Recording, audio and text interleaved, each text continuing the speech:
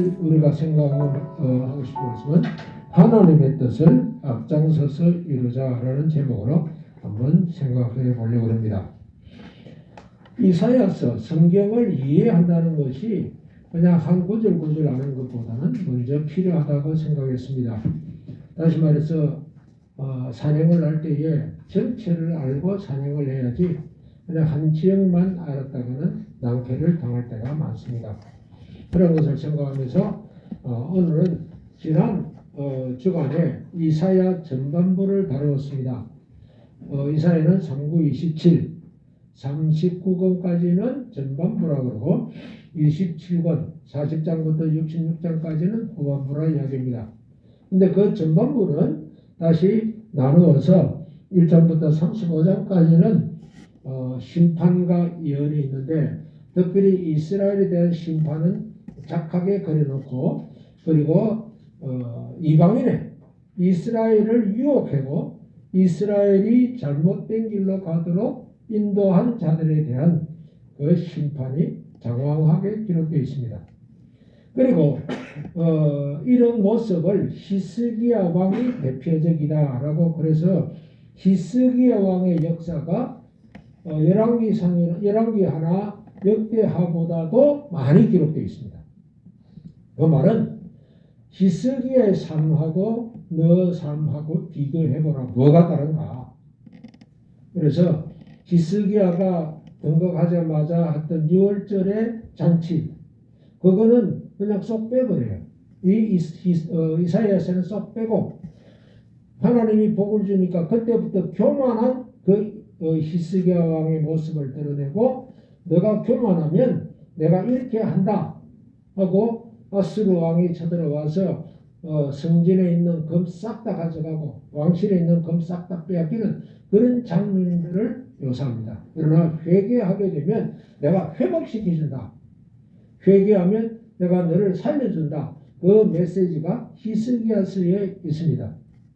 그런데 이 히스기야 이야기가 끝난 다음 이제 40장부터는 하나님이 너가 잘못한 것을 용서해주고 너가 구원받게 해주겠다 하는 메시지로 일관되게 진행됩니다. 그런데 40장부터 66장까지 내용은 또다시 세 가지로 분류할 수 있습니다. 이 세 가지 분류에서 첫 번째는 능력의 하나님께서 너를 구원하시지 너의 능력으로 구원받을 수 없다는 것을 이야기합니다. 다시 말해서 이사야서 1장부터 5장 사이에 특별히 너희들은 정말 훌륭한 농부들이다. 그래서 내가 최고급 포도원을 짓고 최고급 포도주를 얻으려고 했는데 포도를 생산하려고 했는데 너희들은 실패자다. 그렇게 이야기했습니다. 그러나 이제 후반부로 넘어가면 너희들이 다시 회복할 수 있도록 내가 해주겠다. 그 첫 번째 단계가 하나님을 통해서만 된다는 걸 이야기합니다. 그 다음에 49장부터 55장까지는 그게 그냥 되는 거 아니다. 그냥 내가 하나님이니까 내가 알아서 툭 줄게 그렇게 하는 것 같이 생각되느냐? 아니다. 내가 너를 대신해서 내가 고통을 당해야 된다. 너를 위해서 고통해 줄 자가 아무도 없다. 그런데 내가 너를 사랑하기 때문에 내가 너를 위하여 고통을 지불하겠다. 그것이 이사야 49장부터 55장까지입니다. 그러면서 이제 누구든지 다 와서 마셔라. 구원을 얻을 수 있다라고 말씀했고 이제 58장부터 66장까지는 이제는 이스라엘이 완전히 회복되는 모습을 보여줍니다. 이거는 희망사항이죠. 이스라엘이 다시 최고의 농부가 되어서 최고의 포도밭을 너희들이 이렇게 다룰 수 있으면 좋겠다. 그런데 이건 미래적 사건이라 너희들이 무엇을 택하겠는가라고 질문하고 있는 부분인 것을 볼 수 있습니다. 이렇게 이사야서는 후반부는 세 부분으로 되어 있는데 첫 번째 부분이 우리가 우리에게 향한 하나님의 은혜가 임하게 해주겠다. 하나님의 헤세드 그것 때문에 너가 버러지 같은 우리 옛날 성경은 구더기라고 되어 있는데 구더기 같은 인생을 다시 회복시켜 주겠다. 그리고 회복시키는 방법은 그냥 내가 너 회복해라 하면 되는 것이 아니라 내가 너를 위해서 내가 고생해야 된다. 내가 수고한다. 너의 거룩을 위해서 단순하게 되는 게 아니라 내가 수고한다. 그것을 강조하는 부분입니다. 그리고 난 뒤에 이 모양을 가장 생생하게 잘 기록한 것이 이사야 53장이죠. 그런데 이러한 하나님의 자비하심으로 인해서 앞으로 너가 이렇게 되길 바란다. 저 극상품 포도를 생산할 수 있는 최고의 복음의 전도자가 되길 바란다는 것이 이 내용입니다. 그래서 오늘은 그 중에서 62장 6절부터 12절을 한번 봉독하도록 하겠습니다. 하나님의 말씀입니다. 다 같이 일어나서 62장 6절부터 12절까지 봉독하도록 하겠습니다. 예루살렘이여, 내가 너의 성벽 위에 파수꾼을 세우고 그들로 하여금 주야로 계속 잠잠하지 않게 하였느니라. 너희 여호와로 기억하시게 하는 자들아, 너희는 쉬지 말며 또 여호와께서 예루살렘을 세워 세상에서 찬송을 받게 하시기까지 그로 쉬지 못하시게 하라. 여호와께서 그 오른손 그 능력의 팔로 맹세하시되 내가 다시는 네 곡식을 내 원수들에게 양식으로 주지 아니하겠고 내가 수고하여 얻은 포도주를 이방인이 마시지 못하게 할 것인즉 오직 추수하는 자가 그것을 먹고 나 여호와를 찬송할 것이요 거둔 자가 그것을 나의 성소뜰에서 마시리라 하셨느니라. 성문으로 나아가라 나아가라. 백성이 올 길을 닦아라. 큰 길을 수축하고 수축하라. 돌을 제하라. 만민을 위하여 기치를 달라. 여호와께서 땅끝까지 선포하시되 너희는 시온에게 이르라. 보라, 내 구원이 이르렀나니라. 보라, 상급이 그에게 있고 보응이 그 앞에 있느니라 하셨느니라. 사람들이 너를 이끌어 거룩한 백성이라. 여호와께서 구속하신 자라 하겠고 또 너를 이끌어 참는 바 된 자요 버림받지 아니한 성읍이라 하리라. 아멘. 하나님을 찾으면 피곤하지 않게 된다라고 이사야 40장 27절부터 31절에 말합니다. 한번 같이 읽겠습니다. 야곱아, 어찌하여 내가 말하며 이스라엘아, 내게 이르기를 내 길은 여호와께 숨겨졌으며 내 송사는 내 하나님에게서 벗어난다 하느냐. 너는 알지 못하느냐? 듣지 못하였느냐?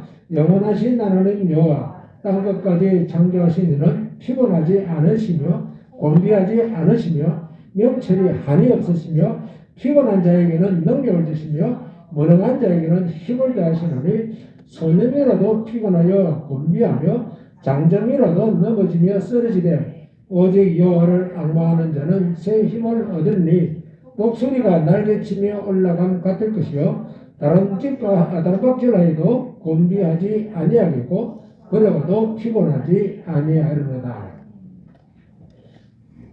피곤의 이야기를 왜 했을까요? 히스기야 왕이 피곤해졌어요. 아수르 왕이 쳐들어와 가지고 이제 예루살렘 성만 남았어요. 다 빼앗겼어요.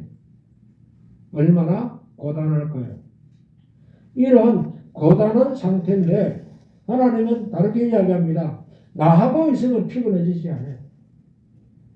새롭게 와서서는 기독교 방송국의 프로그램을 좀 자주 듣습니다. 보면 전부 다 힘든 상황을 다 경험해요. 다 경험하는데 분명히 넘어지고 자빠져야 할 상황인데 안 넘어지고 다시 일어나요.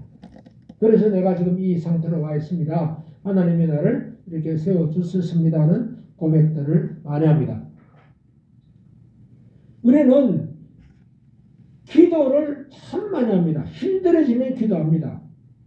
거기에 나오는 출연자들도 그럽니다. 정말 기도 많이 했는데 하나님이 나를 정말 괴롭힐 때는 미치겠다고 합니다. 한 달에 한 10억, 20억 돈 벌던 사람이 하루아침에 빚보증을 쓴 바람에 다 말아먹었습니다. 한 푼도 떼먹지 않고 남기지 않고 다 내놨습니다. 이제 그야말로 아들하고 남편하고 셋이서 말 그대로 노숙생활을 시작합니다. 그런데 하나님은 기도에도 응답을 안 해요.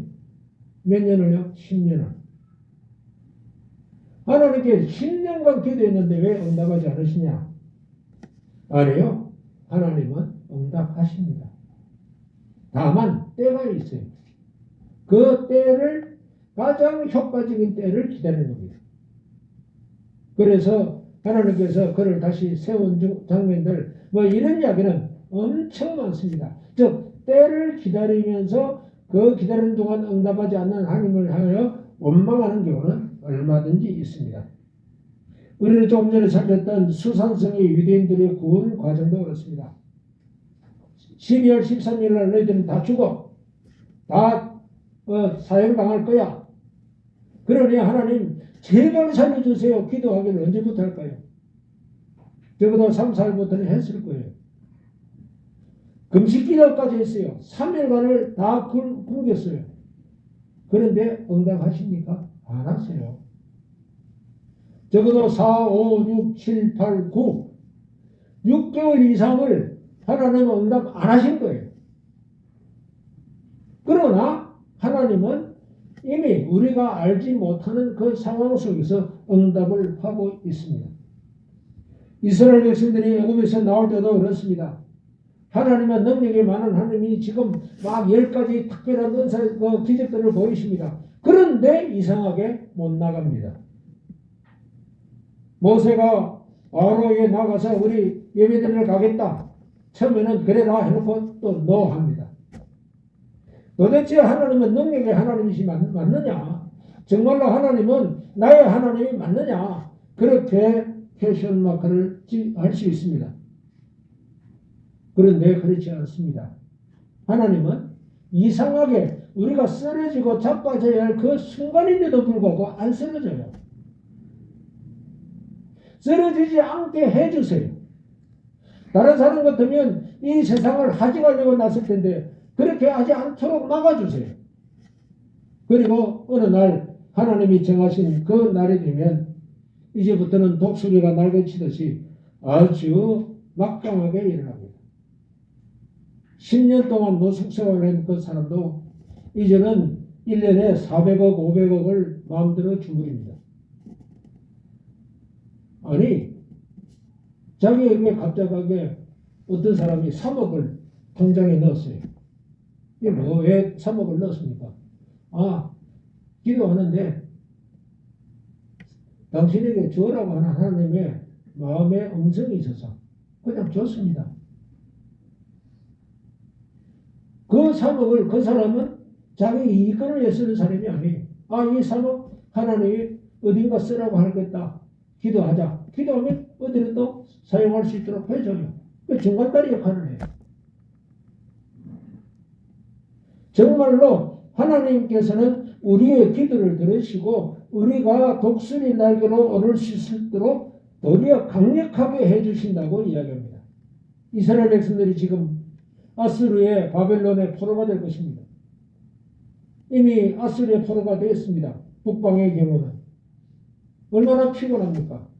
그러나 하나님은 반드시 너희들이 죽지 아니하고 새로운 일을 할 수 있게 해주시겠다 약속하는 거예요. 그 약속을 믿느냐 안 믿느냐가 우리에게 굉장히 중요한 일입니다.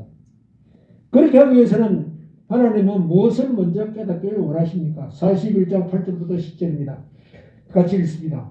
그러나 나의 종 너희 이스라엘아, 내가 택한 야곱아, 나의 벗 아브라함의 자손아, 내가 땅끝에서부터 너를 붙들며 땅 모퉁이에서부터 너를 부르고 내게 이르기를 너는 나의 종이라. 내가 너를 택하고 싫어하지 하여 버리지 아니하였다 했노라. 두려워하지 말라. 내가 너와 함께함이라. 놀라지 말라. 나는 네 하나님이니라.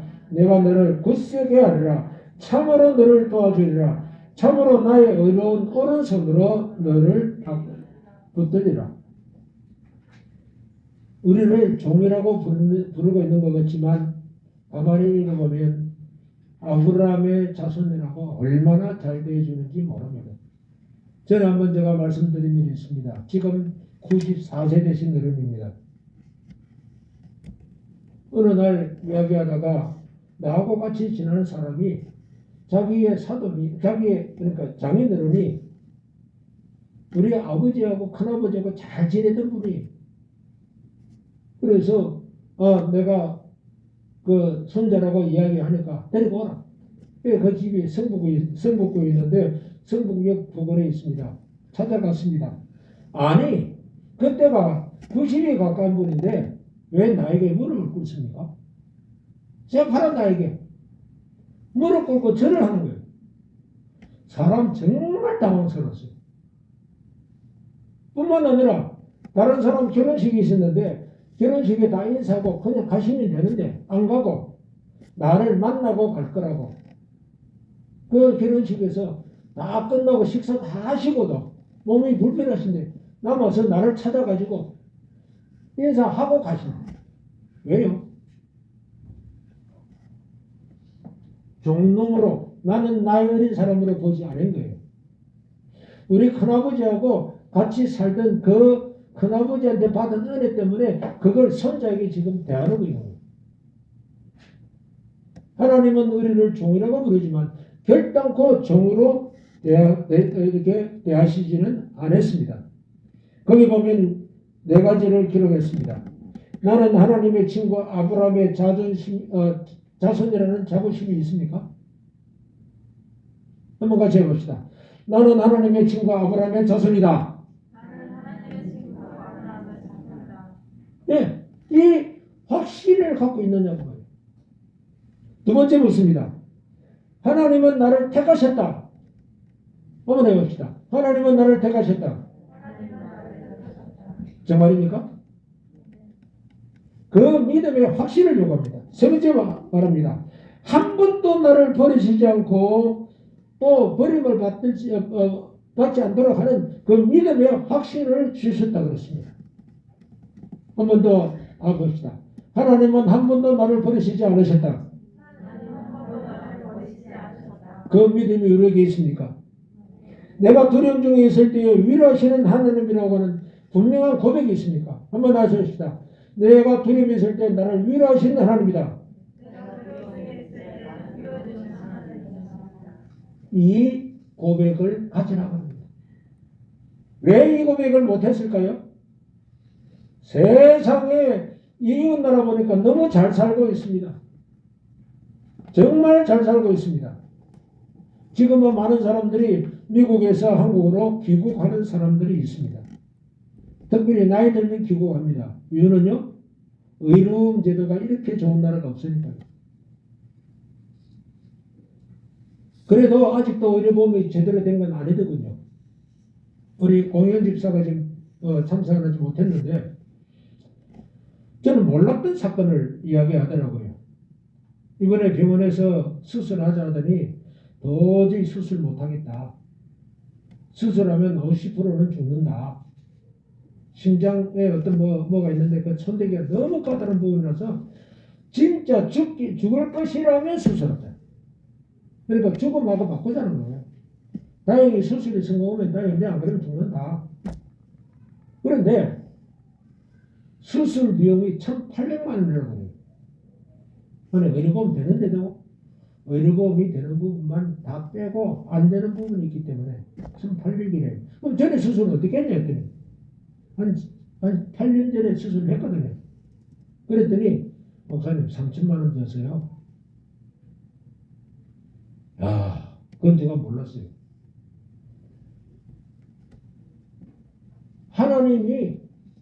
하나님의 자녀로서 살아가는데 우리나라 사람이 3천만 원 준다면 미국에 사면 얼마나 줄까요? 어마어마한 돈일 거예요. 하나님의 백성이기 때문에 하나님의 백성이 당하는 어느 정도의 고통은 있는 법이에요. 마치 우리는 하나도 고생 안 하는 것처럼 착각하는 것입니다. 내가 어려움이 있더라도 나는 하나님의 자녀고 하나님이 나를 귀하게 여기시고 나는 하나님께 기도하면 응답해 주신 하나님은 이 분명한 내 자존감, 나에 대한 정체성을 가지고 있느냐 그걸 묻습니다. 내가 왜 환난을 당하고 내가 왜 어려움을 당할까요? 그것은 내 정체성이 없어서 그렇습니다. 내가 이 사람에게 와서 문제 해결해보라. 내가 저 사람 가서 문제 해결해보라. 안 되지 않느냐. 그러니까 너는 너는 아버지한테 나가봐. 아버지한테 가니까 해결되더라고 말이에요. 자, 그러면 너는 누구의 아들이 될래? 아니요, 나 아무데도 싫습니다. 나 하나님만 나의 아버지로 붙잡겠습니다. 이 자존감이에요. 이것이 필요한 거예요. 당자가 집을 나갔습니다. 친구도 좋고요. 세상에 자기가 돈 갖고 나가니까 다들 좋아합니다. 그러니까 우리 아버지보다 훨씬 낫다 그랬습니다. 다 까먹고 빈손 들고 왔습니다. 그때 아버지가 이 녀석아 너 재산 다 말아먹어서 나가 하기가 그런 아버지도 있더군요. 모 대학병원을 세운 우리나라 외과 의사의 최고에 해당되는 사람 그 딸에게 의사 되라니까 안 된다 그랬어요. 안 돼? 의사 안 할 거야? 안 합니다. 나가 집 나가. 호적에서 파버렸어요. 104세에 돌아가셨습니다. 아, 그런 무서운 분도 있더군요. 그런데 우리 하나님은 그렇지 않아요. 돌아오면 너는 내 자녀라고 항상 받아주신다는 거예요. 이러한 자부심, 하나님에 대한 정확한 정체성을 갖고 있습니까? 심지어 어느 정도 받아주셨습니까? 아들의 빚을 1억이나 100억을 지고 왔습니다. 내가 다 갚아줄게. 내가 온 고생을 다 해서라도 내가 정말로 집을 다 팔고 내가 거지 생활을 하더라도 너 빚을 내가 갚아줄게. 그게 우리 하나님이십니다. 예수 그리스도를 십자가에 못 박게 하는 한이 있더라도 우리를 구원해 주시는 분이라고. 확실한 자존감이 필요합니다. 그러므로 하나님은 우리에게 진정으로 하나님을 만나길 원한다면 나를 위해 수고하시는 하나님이 어떤 노력을 하고 있는지를 알기를 원합니다. 우리가 잘 알고 있는 이사야 53장 1절부터 6절을 다 같이 한번 읽어보겠습니다. 우리가 저런 것을 누가 믿었느냐? 여호와의 팔이 누구에게 나타났느냐? 그는 우리 주 앞에서 자라나기를 연한 성 같고 마른 땅에서 난 뿌리 같아서 그 모양도 없고 풍채도 없은즉 우리 보기에 허무할 만한 아름다운 곳이었도다. 그는 멸시를 받아 사람에게 버림받았으며 강고를 많이 겪었으며 친구를 아는 자라.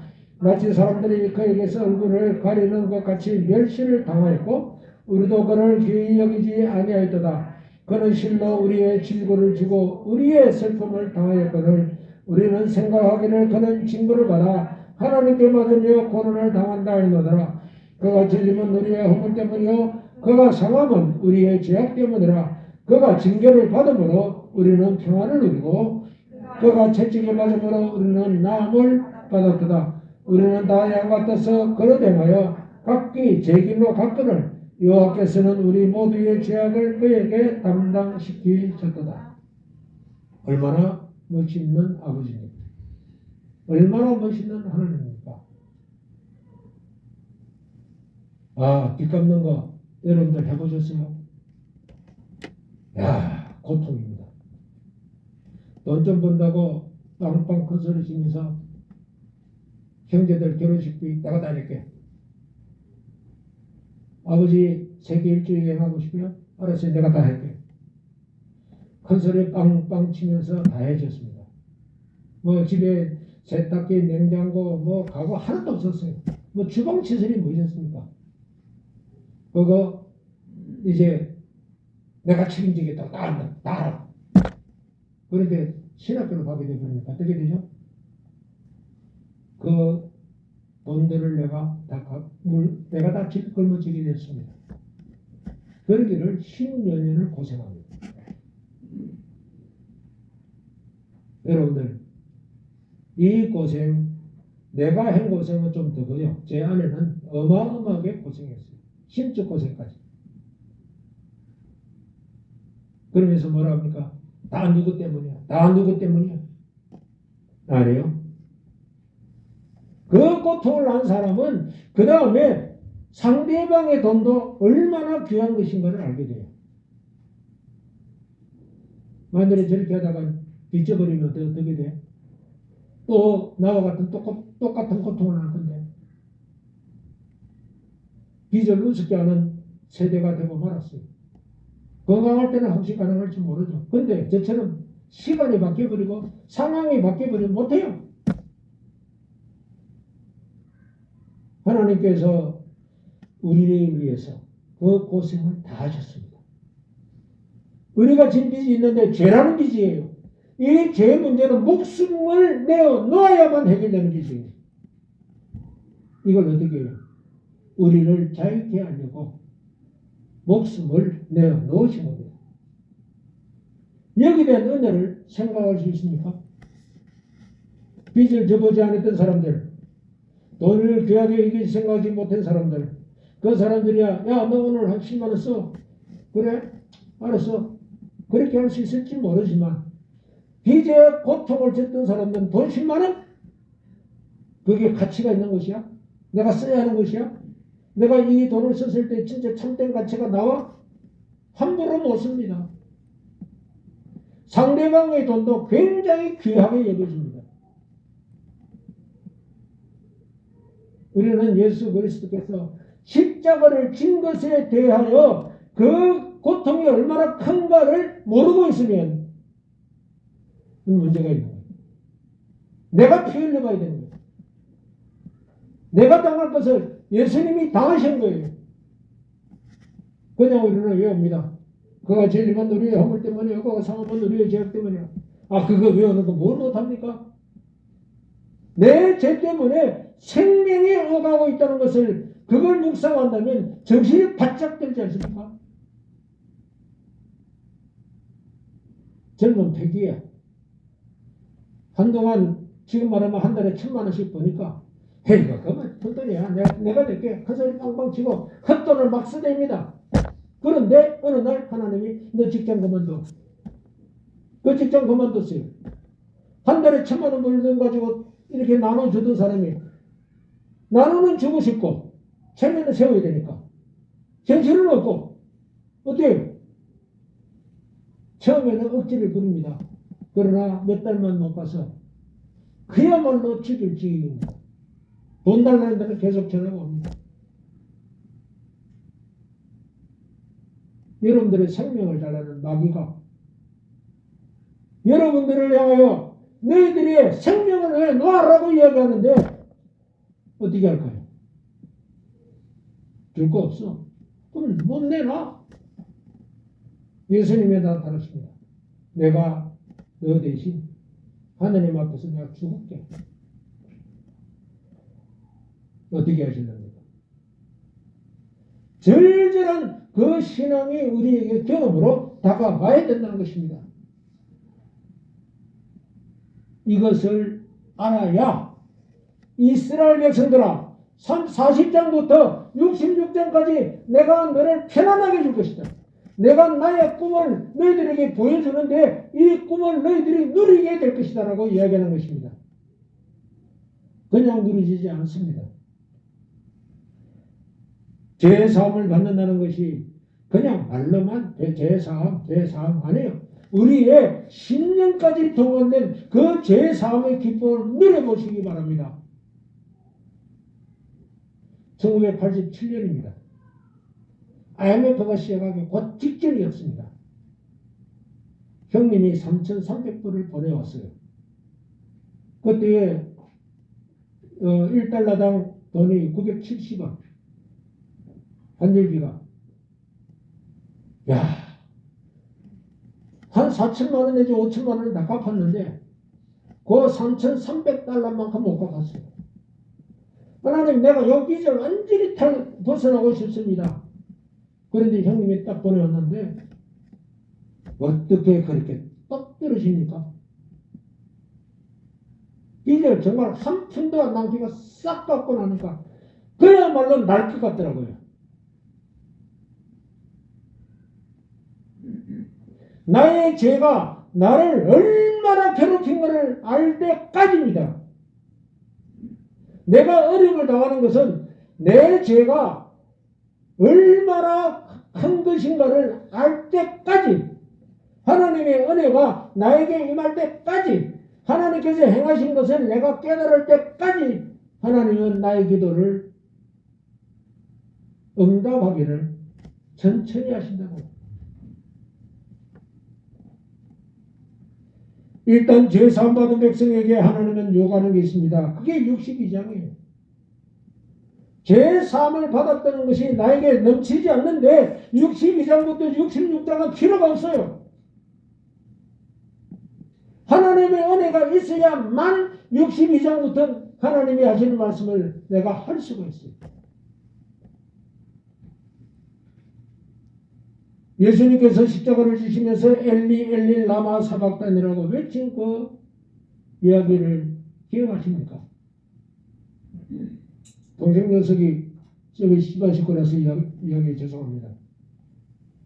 동생 녀석이 집다나 똑똑하게 산다고 살았는데 몸이 아파졌어요. 결혼도 안 했거든요. 그러니까 치료비하고 이런 거 하려니까 돈이 좀 급해졌어요.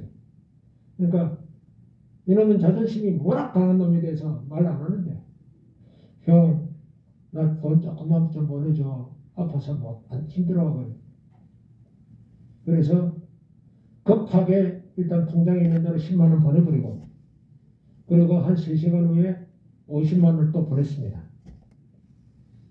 그랬더니 내가 깜짝 놀라면서 전화거든요. 형님, 나는 10만 원 정도만 생각했는데 그렇게 많이 보내줬어요. 내가 돈이 없으니까 그밖에 못 보냈어. 미안하다. 그야말로 하나님께서 우리에게 무엇든지 주고 싶어 하는데 내가 그 필요성을 안 느끼고 있는 거예요. 형식적으로 하나님 나 죄 용서해 주세요. 아니에요. 내가 죄 때문에 얼마나 힘든가를 느낄 때까지 하나님은 내버려 두세요.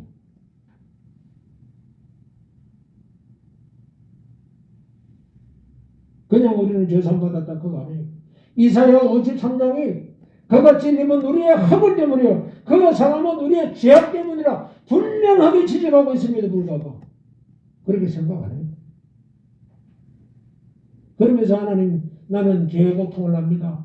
나는 하나님의 사랑을 합니다. 그렇게 이야기합니다.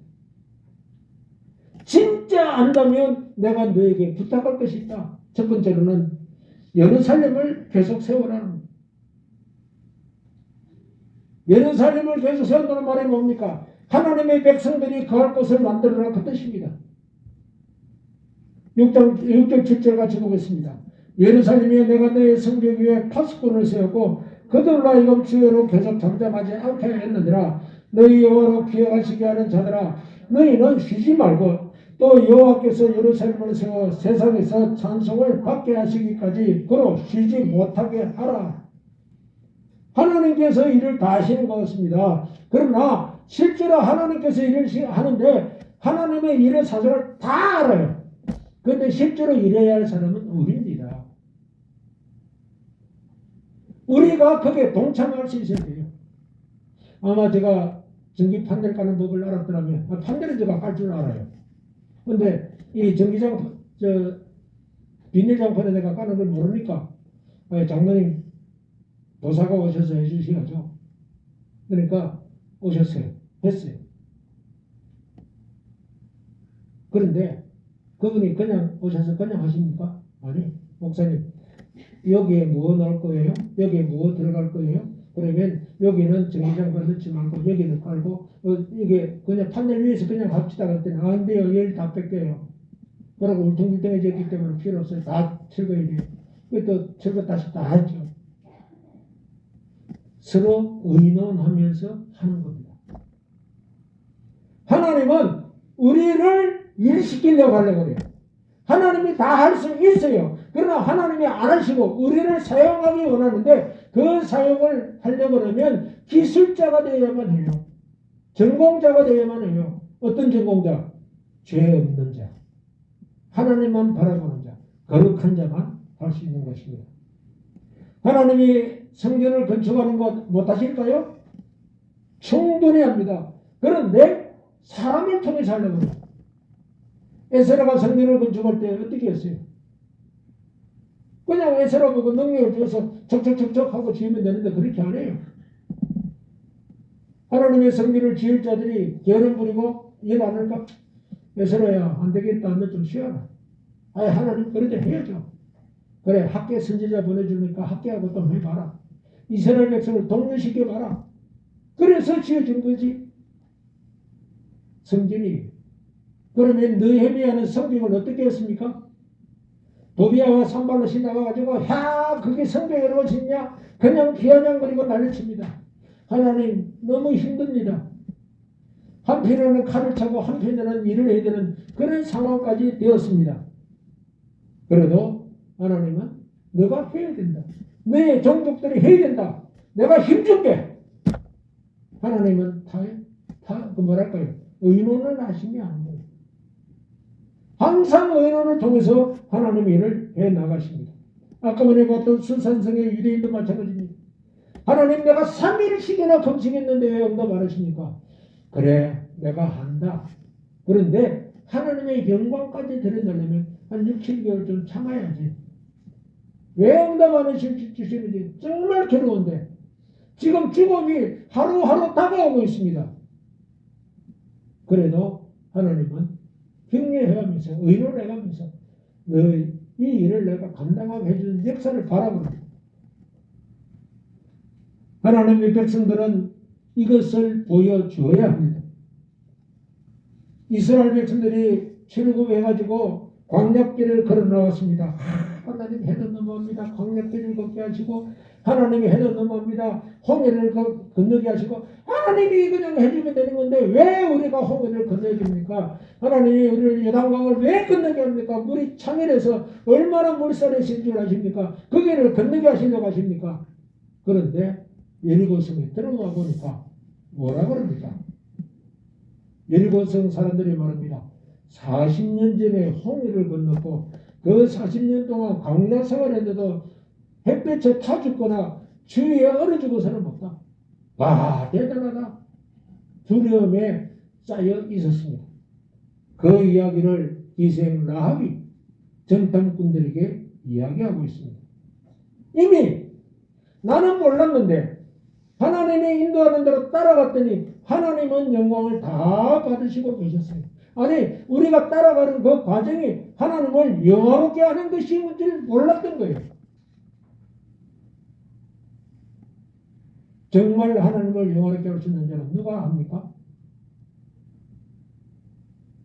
하나님이 내 죄를 용서해 주셨다. 하나님이 내 죄를 위해서 예수 그리스도를 십자가에 못 박고 내가 당해야 할 고난을 다 그 아들에게 당하게 하셨다. 정말 감사합니다. 하나님은 그의 백성들이 정말 복받고 편안하게 사는 것을 기뻐하십니다. 8절과 9절입니다. 여호와께서 그 오른손 건너기에 팔로 맹세하시되 내가 다시는 내 곡식을 내 원수들에게 양식으로 주지 아니하겠고 내가 수고하여 얻은 포도주를 이방인들이 마시지 못하게 할 것인즉 오직 추수한 자가 그것을 먹고 나 여호와를 찬송할 것이요 거둔 자가 그것을 나의 성소들에서 마시리라 하셨느니라. 나는 열심히 일했는데 그 돈에 싹싹 빠져나가요. 제일 약오른 게 뭔지 아세요? 돈 실컷 벌었는데 은행에서 이자로 싹싹 빼가는 거예요. 원금 빼가는 건 그것도 괜찮아요. 원금 가버니까요. 그런데 이자로 빠지는 거면 쏙 이상해요. 그냥 어떤 담보대출이나 대출하면 한 3%면 돼요. 그런데 신용대출하면 20%가 넘어요. 17%라는 돈이 그냥 내 통장에서 돈이 빠져나가요. 와, 속상합니다. 그런데 지금은 20%지만 저는 사부이자 썼어요. 사부이자 썼어요. 피눈물 나는 거예요. 피눈물 나요. 그런데 하나님은 그걸 내버려뒀어요. 왜요? 왜 그렇게 내버려뒀어요? 하나님 귀한 줄 알게 하죠. 곡식을 거두면 이제 좀 먹고 살겠거니 하면 이방인들이 와서 싹 뺏어갑니다. 포도가 무성하게 잘 익었다. 이번에는 맛있는 포도주를 만들 수 있겠구나 했더니 저기 와서 또 다 훑어가 버립니다. 얼마나 속상합니까? 왜 그렇게 하도록 내버려 두었습니까? 지금까지 너 생활해 온 게 돈 때문에 살았냐? 나 때문에 살았냐? 내가 나가서 일하는 것이 내 때문에 나가서 일하느냐 아니면 너 때문에 나가서 일하느냐. 재물이 주인되었기 때문에 재물이 주인되지 못하게 하려고 내가 가진 돈은 내가 다 뺏어가 버린다. 다 남이 가져가도록 내가 방치해버린다는 겁니다. 부자 청년이 예수님을 찾아왔습니다. 선생님이 어떻게 하면 영생을 얻을 수 있습니까? 예수님 말합니다. 계명을 지키라. 저 어려서부터 계명 다 지켰습니다. 그래? 그러면 너 가진 돈 싹 다 팔아서 가난한 사람에게 주고 나를 따르라 그러니까 나 저건 못해. 그러고 가버렸습니다. 정말 가난한 자에게 돈 다 주면 영생을 얻을 수 있을까요? 그 부자 청년이 내 돈으로 다시 말해서 돈을 다 쓰고 나면 영생을 얻을 수 있다? 그럼 돈으로 영생을 살 수 있다는 말입니까? 아니요. 거짓말입니다. 아닙니다. 그런데 왜 예수님은 그 부자 청년에게 내 가진 점을 싹 다 팔고 나를 따르라 했을까요? 너 돈을 따를래? 나를 따를래? 둘 중에 하나 택하라는 겁니다. 너는 신앙생활 잘한다고 어려서부터 계명을 다 지켰다고 했지만 그것은 돈 때문에 지킨 거야. 너가 예배당에 나와서 하나님께 예배한다고 하지만 너 무엇 때문에 나왔는데 하나님하고 돈하고 둘 중에 하나 택할 때는 어디를 따라갈 거야? 뻔하잖아. 돈 따라가고 있잖아. 그러니까 돈은 버리고 나를 따를 때까지 나는 너를 훈련시킨다는 겁니다. 부자가 구원을 못 받습니까? 아니요. 부자들 중에요. 하나님하고 명예나 돈하고 두 개 딱 나왔을 때 갈림길에 섰을 때는 돈 하나님 건데 틀어버리고 그냥 하나님 따라갑니다. 그러면 그래? 됐다. 그럼 내가 너에게 돈을 맡겨도 안심하겠구나. 돈을 맡겨도 안심하겠구나. 돈만 한 사람에게 돈이 올 것 같은데 절대로 안 돼요. 어떤 분이 그래요. 여러분 돈을 따라다니지 마세요. 돈이 당신을 따라오게 만드세요. 그게 진짜로 돈을 버는 방법입니다. 맞아요. 내가 돈을 위해서 이것도 필요하고 저것도 필요해서 다 죽으라고 일을 합니다. 그런데 이상하게 나는 돈을 벌었는데 날아가 버려요. 돈이 없어요. 하나님은 물으십니다. 돈을 택할래? 나를 택할래? 젊은 청년처럼 돈을 택했기 때문에 근심함에 갈 거냐? 아니면 하나님이 그렇죠. 당연히 하나님 것이니까 내가 하나님 따르겠습니다. 할렐루야 하고 갈 거냐? 어떤 거냐고 말이에요. 하나님을 택하라고 말씀하십니다. 세 번째는 말씀만 의지하고 전도의 길을 닦는 자가 되라 그럽니다. 같이 한번 읽겠습니다. 10절부터 12절입니다. 성문으로 나가라 백성이 올 길을 닦으라. 큰 길을 수축하고 수축하라. 도를 지하라. 만민을 위하여 기치를 들라. 여호와께서 땅 끝까지 선포하시되 너희는 딸 시온에게 이르라. 보라 네 구원이 이르느니라. 보라 상급이 그에게 있고 보험이 그 앞에 있느니라 하셨느니라. 사람들이 너를 이끌어 거룩한 백성이라. 여호와께서 구속하신 자라 하겠고 또 너를 이끌어 찾은 바 된 자여 버림받지 아니한 성읍이라 하리라. 이제는 하나님이 뭘 갖다 줘도 내가 그것 좀 가져가기 어려면 가져가세요. 하나님 건데요. 나는 하나님만 택할 거예요. 그 사람들에게 요구하는 게 있습니다. 성문으로 나가라. 아니 편안하게 실리면 방으로 가야죠. 편안하게 실리면 집으로 가야죠. 아니 성문으로 나가래요. 왜요? 이제 사람들이 들어올 거다. 사람들이 들어올 수 있도록 준비를 해라.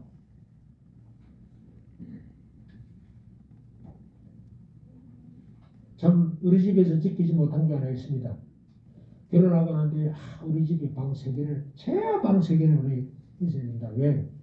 하나는 우리 부부방, 하나는 애들 방, 하나는 손님 방. 그래서 손님이 오시면 언제든지 주물 수 있도록 해주자. 그런데 우리가 답답하게 사는 무슨 손님을 어떻게 모십니까? 하지만 기회가 되는 대로 손님을 모시려고 했습니다. 제일 모시기 힘들었던 손님이 노숙자였거든요. 노숙자 우리 집에 한 달 살았을 거예요. 그래. 교통이 불편하다고 나가시 버렸는데 한 달 살고 나갔더니 그 노숙자 냄새가 빠지는데요. 한 2달 걸리는데요. 항상 문을 열어놓고 뭐 약 뿌리고 다 해도 안 돼요. 그 아주 쾌쾌한 냄새. 여러분들 성문으로 나가랍니다. 안방에 들어가 쉬지 말고 이제는 하나님을 믿지 않던 사람들이 이제 너를 보니까 하나님 믿어야 되겠다고 나올 거다. 그러니까 성문에 나가서 영접할 수 있도록 해라고 말합니다. 뿐만 아니라 길을 정비하랍니다. 옛날에 신장로, 지금은 아스팔트도 안 깔린 거죠. 그냥 넓게 쫙 거기만 봐도 신이 나서 달렸습니다. 지금은 아스팔트 쫙 깔고 난데 쳐다니면 아주 기분이 상쾌합니다. 예수를 믿지 않는 자들이 예수를 믿을 수 있도록 그들의 걸림돌을 너희들이 제거해 주라는 거예요. 쉬운 일입니까? 구원받은 자가 해줍니다. 복만 받고 가만히 서는 게 아닙니다. 내가 준 복을 이용해서 길을 정리하라. 뿐만 아니라 깃발을 높이 들으라고 합니다. 왜요? 길 잃어버리지 말라고. 산길을 이용하다가 정말 곤란한 일을 한번 당했습니다. 산길을 친구들하고 가기로 했는데 친구들이 못 간답니다. 집에서 도시락하고 다 싸웠는데 아이 남자친구는 고등학교 3학년 때 돌아가기 싫더라고요. 그래서 혼자서 산을 넘기 시작했습니다. 근데 하늘에 안 보이는 숲을 들어갔어요. 사방을 모르겠어요. 이게 부산의 성지 수원지는 수원이 되는 곳인데 그 숲을 빠져나가서 상등성을 찾아볼 때에 비로소 가야 방향을 찾았습니다. 여러분들, 내가 이렇게 살고 있으니까 나처럼 살려면 따라오너라고 이야기하더라고. 그 말은 깃발을 높이 들어라. 너희들 세상 방법으로 살려가지 말고 하나님의 방법으로 살았더니 나는 이렇게 살고 있다. 봐라. 이 깃발을 보고 따라오라. 그러는 우리에게 이런 깃발을 든 세월이 얼마나 있었을까요? 이거는 다른 말로 말하면 감정입니다. 나 이렇게 했더니 하나님께서 복 주셨어. 나는 이렇게 했더니 내 앞길을 열어주셨어. 그 감정이 있는 사람들이 되라고 말해요. 누가 하실까요? 왜 나온다고 그랬다고요? 아니요. 예수 보혈의 피로 은혜를 듬뿍이 받은 사람만 돼요. 이사야서는 이겁니다. 나는 너를 이렇게 만들고 싶었는데 너희들은 세상에 우상을 줬으니 얼마나 답답하나. 제발 우상 따르지 마라. 하나님하고 돈하고 명예하고 건강하고 딱 내어놓고 뭐 택할래 할 때에 나는 하나님하고 택해봐라. 그런데 하나님이 문제를 풀어주시더라. 나는 이렇게 문제 풀어서 깃발을 착 들면서 따라와. 나처럼 살자. 그런 사람이 필요한 시대가 있는데 이스라엘은 어떻게 살았어요? 이렇게 안 살았어요. 결국 바벨론은 포로가 되어갑니다. 말씀대로 가지고 다 뺏어버렸어요. 지금 있는 것도 다 뺏어버렸어요. 이사야서는 결국 똑된 전도자의 삶을 이야기합니다. 관점에 있는 전도자가 되기 바랍니다. 하나님의 은혜를 정말로 설명할 수 있는 귀한 성도인이 되기를 주의 이름으로 축원합니다.